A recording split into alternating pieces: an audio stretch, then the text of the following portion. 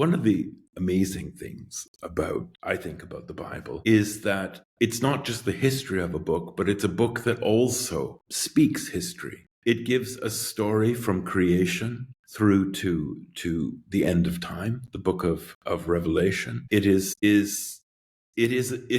has own sense of time, of biblical time, which from the early Christians who believed that Christ would return. But in a way, the fact that Christ didn't return tells us that, our sense of time and the Bible's sense of time are clearly not the same. And this was the same experience for the Israelites in the Hebrew Bible. They're constantly being reminded that their sense of time is not God's sense of time.